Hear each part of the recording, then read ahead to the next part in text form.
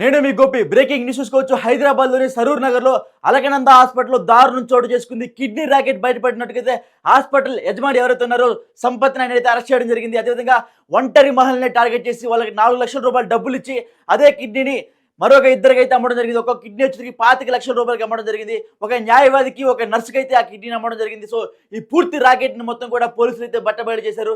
So ఇదే అంశం గురించి మరిన్ని విషయాలు పూర్తిగా తెలుసుకోవడానికి మా కరెస్పాండెంట్ రాఘవ ఉన్నారు, అతను అడిగి తీసుకుందాం. సో రాఘవ, చెప్పండి అసలు ఏం జరిగింది?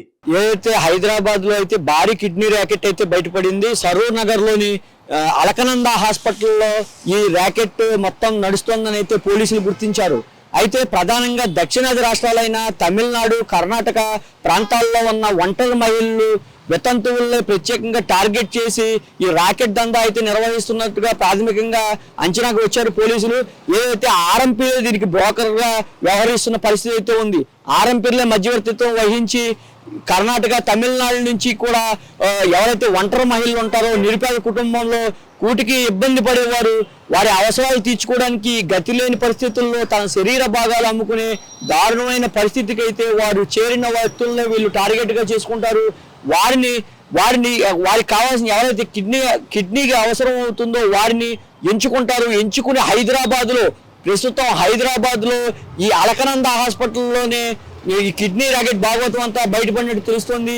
ఒంటరి మహిళలు ఎవరైతే ఉంటారో కిడ్నీ ఇచ్చిన వారికి కేవలం 4 లక్షలు, చెరుకు 4 లక్షలు, 8 లక్షలు మాత్రమే ఇచ్చారు. ఇప్పటికి ఆ ఇద్దరు మహిళలకైతే వారు పోలీసులు అయితే గుర్తించారు. ఆ ఇద్దరికి చెరుకు 4 లక్షలు, 8 లక్షలు మాత్రమే ఇచ్చారు. ఒక్కొక్కరి దగ్గర చెరుకు 25 లక్షలు, అంటే సుమారు 50 లక్షలు అయితే అక్కడ డాక్టర్లు వసూలు చేశారు. ఇదంతా భారీ ర్యాకెట్ అయితే బయటపడిందని చెప్పాలి.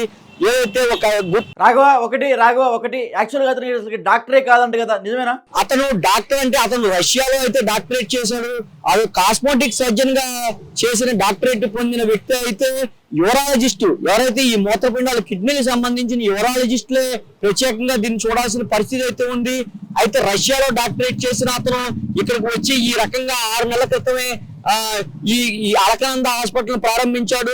అలకనంద హాస్పిటల్ ప్రారంభించి అందులో ఈ కిడ్నీ ర్యాకెట్ భాగవతం అయితే అతను చేస్తున్నట్లుగా గుర్తించారు. ఇప్పటికే 20 మందికి మార్చారు కిడ్నీలు. ప్రాథమికంగా పోలీసులు అయితే దర్యాప్తులో తెలియదని అయితే మనకు తెలుస్తుంది. అయితే ఈ కిడ్నీ ర్యాకెట్ లో ఎవరు చేశారు, ఆపరేషన్ ఎవరు చేశారు, ఈ సంబంధించి ఈ కిడ్నీలు ప్రధానంగా ఏ ఆపరేషన్ ఎవరు చేశారంటే మటుకు ఆ డాక్టర్ ఎవరైతే సుమంత్ ఉన్నారో సుమంత్ మటుకు నోరు విప్పట్లేదు. సుమంత్ తన లాయర్లు వచ్చి మాట్లాడతారు అంటూ కూడా పోలీసులు విచారణలో తెలుపుతున్నట్టుగా తెలుస్తోంది.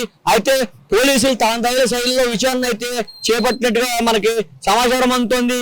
అయితే పూర్తి స్థాయిలో ఇంకా ఎవరు ఈ ఆపరేషన్ చేశారు అనేది కూడా బయటపడాల్సిన అయితే అవసరం అయితే ఉంది. అయితే రాష్ట్ర ప్రభుత్వం దీన్ని సీరియస్ గా తీసుకుంది. ఏదైతే ఈ కిడ్నీ ర్యాకెట్ బయటపడడంతో ఒక ప్రత్యేక బృందాన్ని అయితే హాస్పిటల్కి పంపడం జరిగింది. విచారణ చేపట్టారు.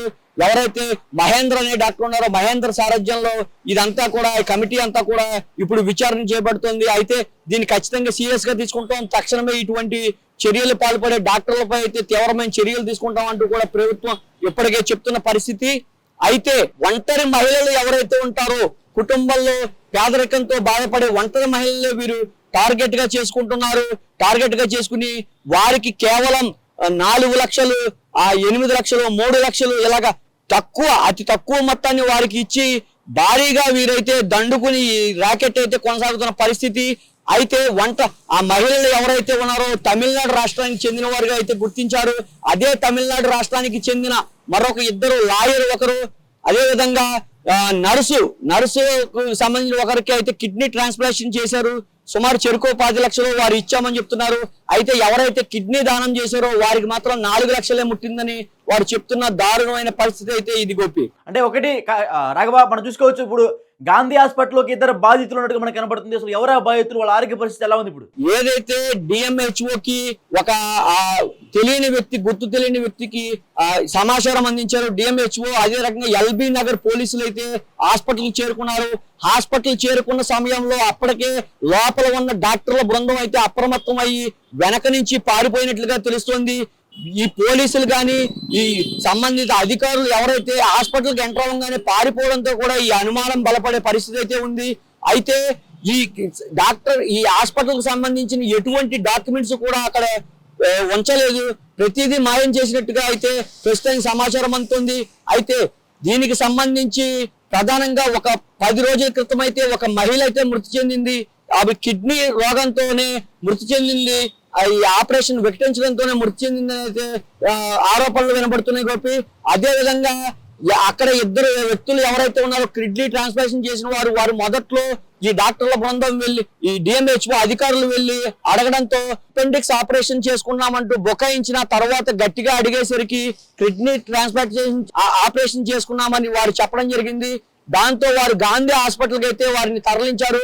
ప్రస్తుతం వారు అక్కడే చికిత్స పొందుతున్న పరిస్థితి అయితే ఉంది. అయితే ఈ కిడ్నీ ర్యాకెట్ మాత్రం చాలా పెద్ద ర్యాకెట్. ఇందులో సంబంధిత ఇటు తెలుగు రాష్ట్రాల నుంచి, ఆంధ్ర రాష్ట్రం నుంచి కొంతమంది డాక్టర్లు వచ్చి చేస్తున్నారు. అదే విధంగా ఢిల్లీకి చెందిన వారు వచ్చి చేస్తున్నారు. వారి భాష హిందీలో ఎక్కువ మాట్లాడడం వల్ల ఢిల్లీకి చెందిన వారు అయి ఉంటారని, ఆ ఎవరైతే కిడ్నీ ట్రాన్స్ప్లాంటేషన్ దానం ఎవరు చేశారో, అదే దానం అనొచ్చు, లేకపోతే ఆ వ్యక్తులు ఎవరైతే ఇచ్చారో ఆ మహిళలు అయితే చెప్తున్న పరిస్థితి అయితే ఉంది Gopi. Okay right, thank you Raghava.